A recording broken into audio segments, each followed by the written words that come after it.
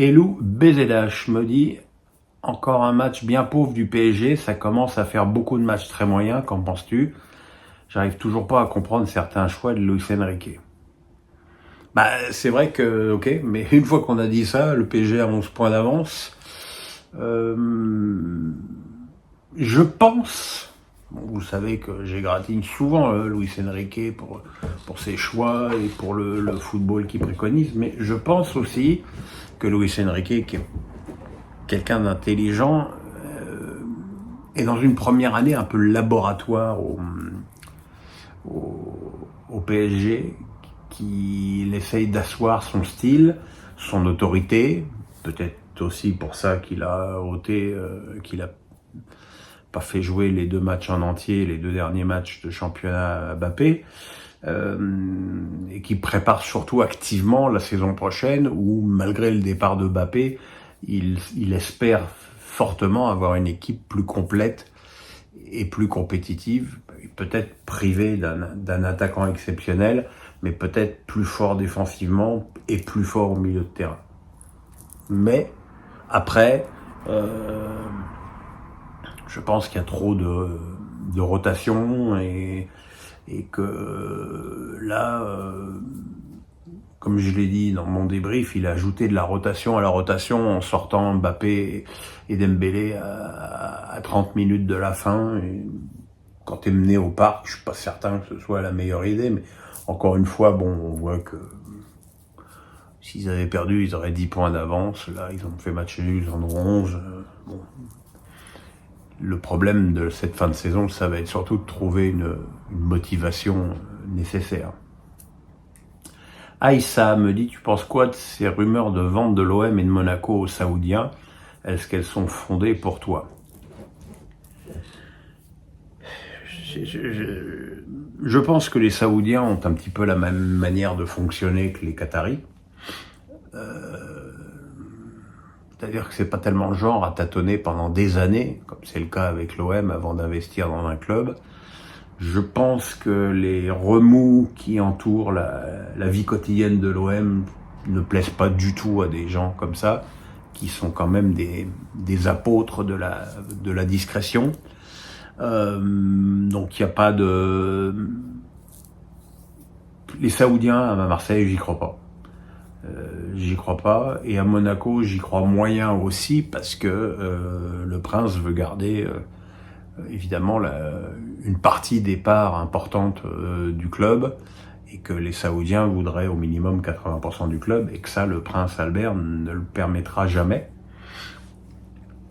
Maintenant, les Saoudiens pourront aussi faire un très grand club à Bordeaux ou ailleurs. Il n'y a pas de...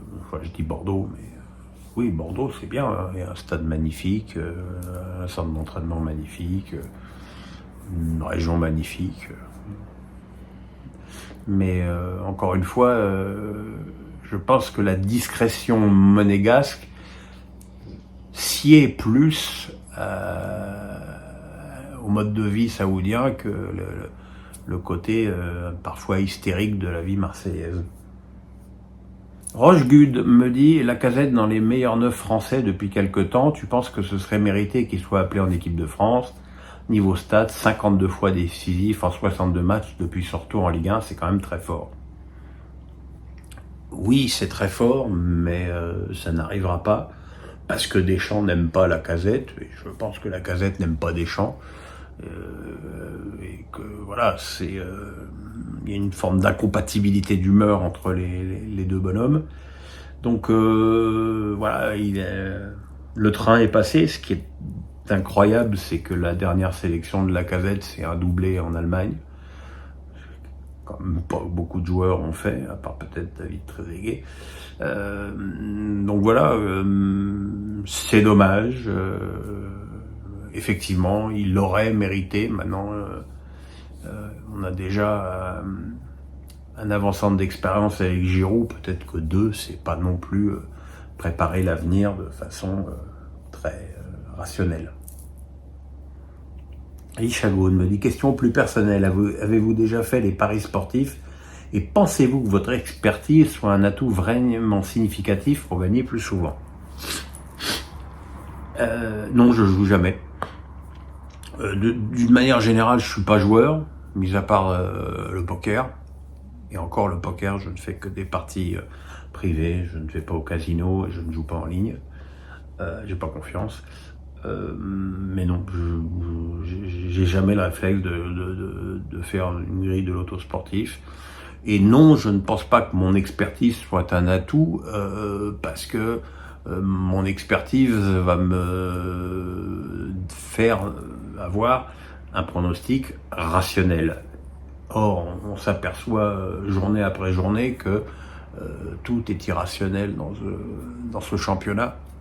Alors, de temps en temps, je sens un bon truc. Effectivement, j'avais senti la victoire de Monaco à Lens, mais bon, j'avais pas senti que Toulouse allait mettre 3-1 à Nice ou à Lille, ou que Nice allait se faire accrocher par Clermont.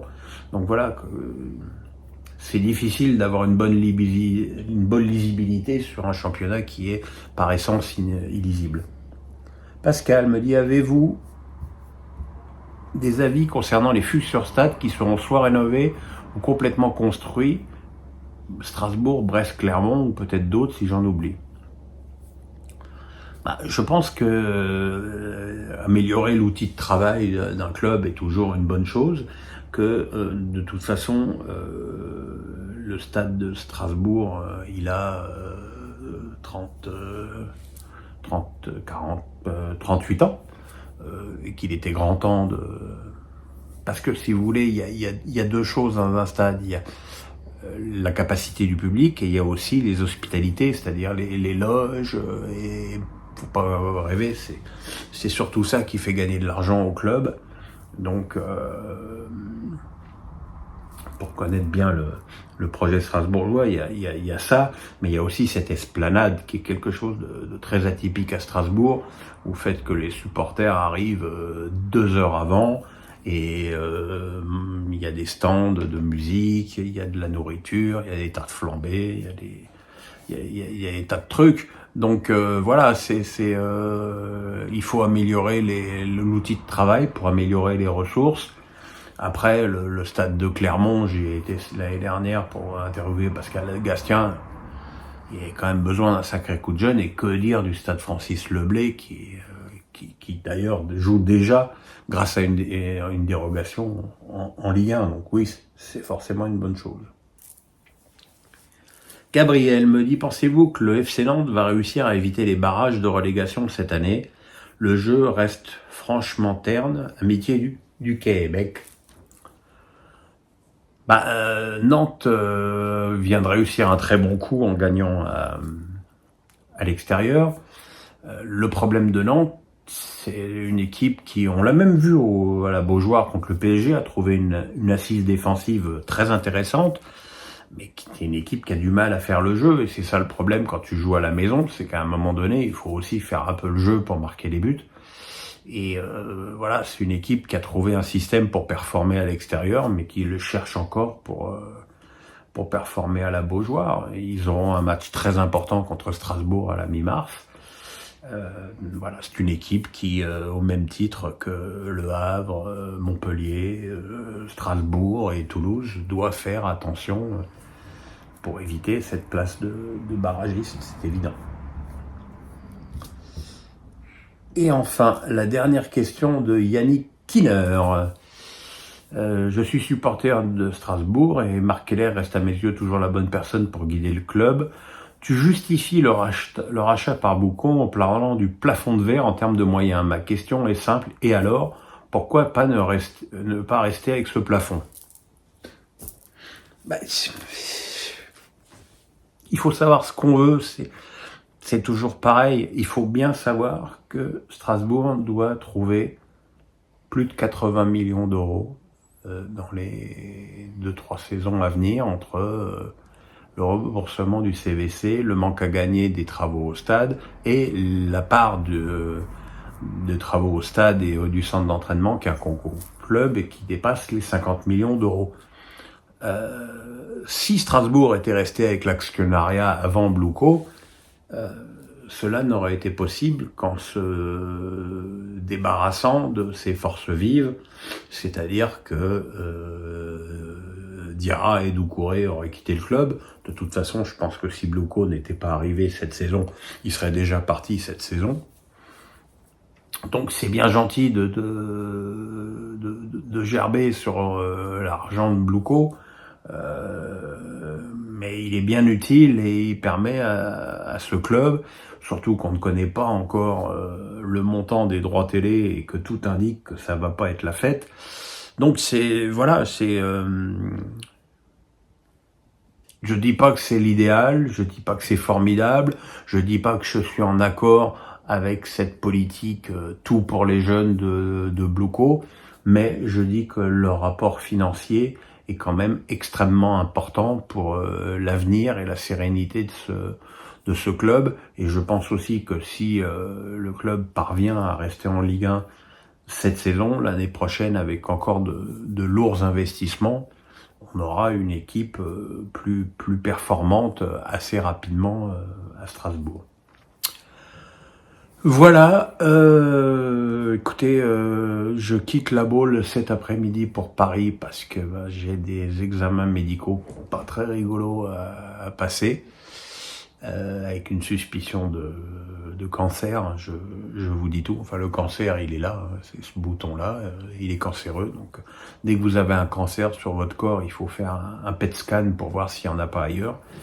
Donc j'espère revenir vers vous avec de bonnes nouvelles et le sourire, parce que pour l'instant, l'heure est plutôt à l'inquiétude. Voilà, je vous embrasse, n'oubliez quand même pas le pouce, et à bientôt. Bisous.